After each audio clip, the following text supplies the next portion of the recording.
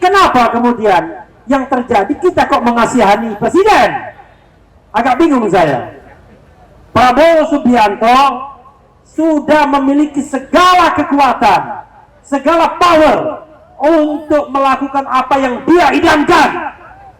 Melindungi rakyat, mensejahterakan rakyat, mencerdaskan rakyat. Tetapi kenapa belum dia lakukan? Apakah kita masih ingin memberikan toleransi? Mau kasih toleransi atau tidak? Masih toleransi atau tidak?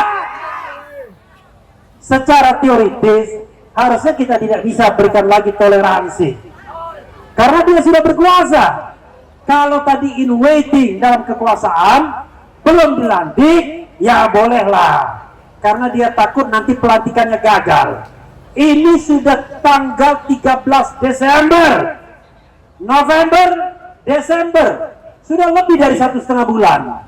Apa saya yang salah ya? Saya tidak merasakan ada pergantian kekuasaan. Sepertinya masih yang lama penguasanya. Prabowo masih di bawah bayang-bayang Jokowi. Jokowi di bawah bayang-bayang 9 naga. Jadi di negara ini sesungguhnya siapa yang berkuasa? Bisa jawab atau tidak? Siapa yang berkuasa?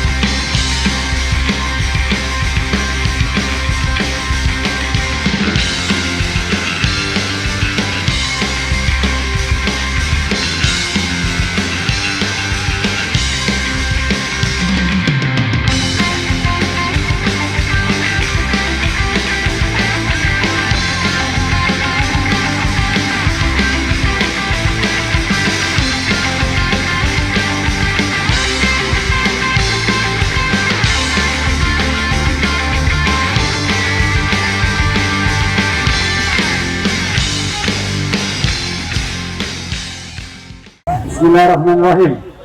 Assalamualaikum warahmatullahi wabarakatuh. Jalan.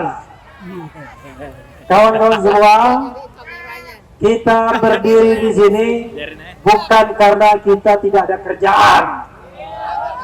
Kita berdiri di sini karena kita sudah selesai dengan diri kita. Karena itu kita memikirkan orang lain. Orang lain itu adalah mereka yang dilemahkan, mereka yang dihinakan, mereka yang tidak dilindungi hak-haknya. Jadi kawan-kawan semua, tujuan bernegara itu adalah mensejahterakan masyarakat seluruhnya, melindungi masyarakat seluruhnya, mencerdaskan masyarakat semuanya, bukan hanya untuk sebagian golongan saja. Jadi saya ingin mengungkapkan sedikit rahasia. Ada teman saya yang mengatakan, kenapa Refli Harun kok sentimen dengan Big 2? Kenapa Refli Harun sentimen dengan Aguan? Saya katakan, saya tidak sentimen dengan siapapun. Saya tidak sentimen dengan Aguan, tidak sentimen dengan Big 2. Tetapi bila mana ada ketidakadilan dan ketidakbenaran, maka disitulah kita berdiri dan berbicara. Jadi bukan soal siapa dan mengapa, tetapi soal sikap yang lurus dan benar.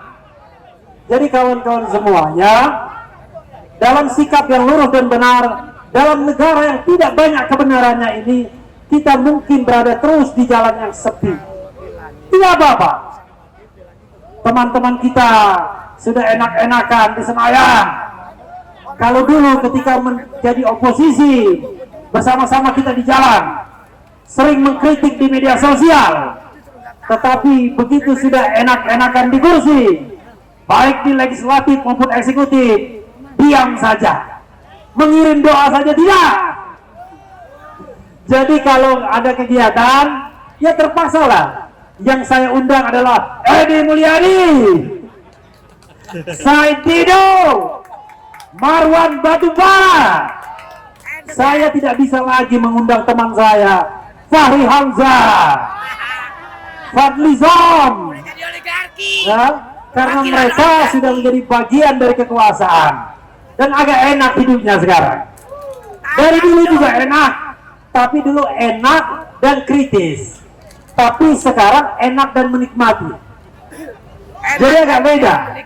Jadi jangan harap di antara kita ini Anda akan melihat para anggota Dewan Perwakilan Rakyat atau DPRD. Padahal secara teoritis harusnya mereka yang ada di sini untuk mendengarkan aspirasi rakyat yang diwakilinya. Tidak hanya gedung sana yang mendengarkan, tetapi juga wakil-wakil kita di DPR dan DPRD. Saya tadi menengok ke sana, ya. Kementerian Koordinator Bidang Perekonomian Republik Indonesia memperingati Hari Anti Korupsi Sedunia 2024. Teguhkan komitmen berantas korupsi untuk Indonesia maju. Anda percaya kantor ini punya komitmen? Biasanya kalau ada kantor yang nulis-nulis begitu, makin tidak bisa dipercaya. Saya sebenarnya agak protes dengan Prabowo Subianto, ya. Kemarin ceritanya beliau dilengsarkan karena ancaman-ancaman sprindik. 11 katanya sprindiknya, ya, langsung lengser dari ketua umum partai besar, partai pemenang nomor 2 di pemilu 2024. Tetapi kenapa kemudian masih bertahta di singgasananya? Apakah demikian takutnya Prabowo Subianto dengan Joko Widodo? Kalau tadi Mr. Said Didu mengatakan problemnya ada di Jokowi, problemnya ada di Joko Widodo, saya sedikit appeal kepada kita semua, kepada kawan-kawan semua, kepada siapapun yang mendengarkan, bahwa presiden hari ini bernama Prabowo Subianto yang katanya mau memberantas korupsi. Dia baru saja mengatakan, kalau ada pelanggaran hukum, saya akan tindak sendiri. Jadi kawan-kawan semua, dalam struktur kenegaraan kita, presidenlah yang harus bertanggung jawab. Kenapa kemudian yang terjadi kita kok mengasihani presiden? Agak bingung saya. Prabowo Subianto sudah memiliki segala kekuatan, segala power untuk melakukan apa yang dia idamkan, melindungi rakyat, mensejahterakan rakyat, mencerdaskan rakyat. Tetapi kenapa belum dia lakukan? Apakah kita masih ingin memberikan toleransi? Mau kasih toleransi atau tidak? Masih toleransi atau tidak? Secara teoritis harusnya kita tidak bisa berikan lagi toleransi, karena dia sudah berkuasa. Kalau tadi in waiting dalam kekuasaan, belum dilantik, ya bolehlah, karena dia takut nanti pelantikannya gagal. Ini sudah tanggal 13 Desember, November, Desember, sudah lebih dari 1,5 bulan. Apa saya yang salah, ya? Saya tidak merasakan ada pergantian kekuasaan. Sepertinya masih yang lama penguasanya. Prabowo masih di bawah bayang-bayang Jokowi. Jokowi di bawah bayang-bayang 9 naga. Jadi di negara ini sesungguhnya siapa yang berkuasa? Bisa jawab atau tidak? Siapa yang berkuasa?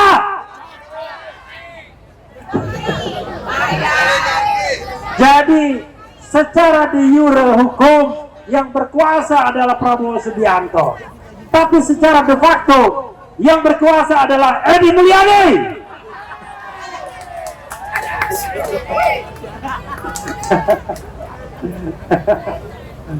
Edi Mulyadi, engkau di rumah saja, Mulyono dan kawan-kawan.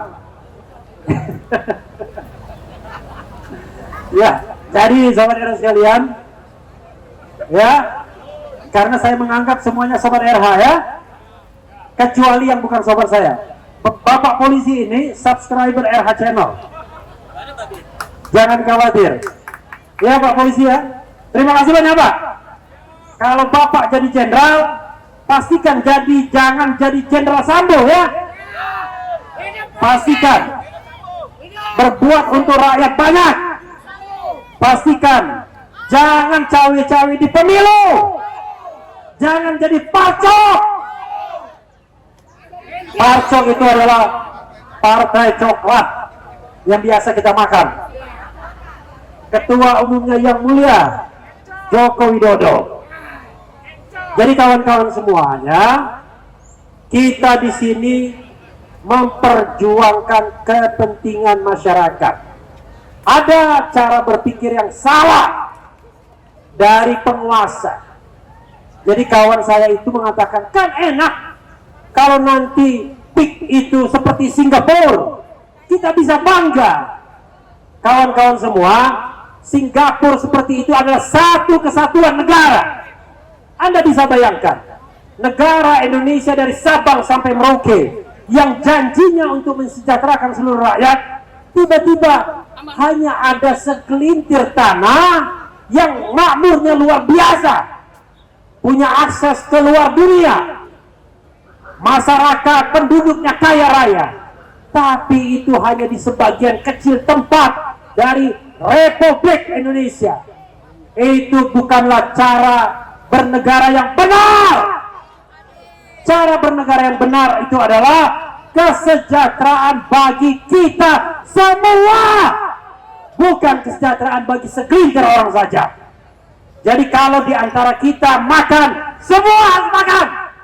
Tidak boleh ada satunya kayanya minta ampun, tetapi yang lainnya miskin sampai makan pun tidak bisa. Bukan itu cita-cita negara kita yang sudah digariskan oleh the founding parents kita. Cita-cita negara kita adalah makmur bersama, bukan makmur sebagian. Ingat, makmur bersama, bukan makmur hanya segelintir orang saja. Permasalahan kita sejak zaman Orde Lama, Orde Baru, dan sekarang Orde Reformasi adalah ketimpangan yang luar biasa. Dan sekarang ketimpangan itu makin menjadi-jadi. Bahkan kalau di rata-rata pendapatan per kapita kita, ketimpangan itu sudah 1 juta kali. Coba bayangkan. Di antara mereka yang mendapatkan pendapatan rata-rata 4.000-5.000 dolar per kapita, dengan 40 orang terkaya di Indonesia, kesenjangannya sudah 1 juta kali. Bayangkan, bapak-bapak polisi ya, kita tahu gaji bapak kecil, tapi lebih baik karena di sini kita semua nggak ada gaji. Kita melakukan sesuatu itu voluntarily, nggak ada yang membayar. Jadi bedanya adalah bapak tegak di sana, ada yang bayar, kita yang bayar. Karena dibayar dari pajak negara. Kita berdiri di sini, nggak ada yang bayar. Kita swadaya. Ada yang dari Banten, dari Bandung, yang namanya Rizal Fadila. Mana Rizal Fadila? Rizal Fadila kalau ada orasi seperti ini bolak-balik naik travel, nggak ada sponsor, makan pun sudah susah dia sekarang, karena uangnya untuk naik travel. Sedikit lagi ya, karena saya lihat ini yang datang kurang semangat. Coba kita semangatkan sedikit ya. Takbir! Allahu Akbar! Allahu Akbar! Bagaimana kita mau mengalahkan PIK 2 kalau tidak militan dan jumlahnya sedikit? Tetapi jangan salah ya, jumlah itu tidak penting. Yang paling penting adalah keberanian dan hati nurani. Keberanian kita untuk menentang dan menantang ketidakbenaran. Kalau kita bicara soal kebenaran, tidak peduli kita cuma 1 orang, menghadapi sejuta orang pun kita tidak boleh mundur. Karena kita membela keyakinan dan kebenaran. Hidup kebenaran! Merdeka! Takbir! Wassalamualaikum warahmatullahi wabarakatuh.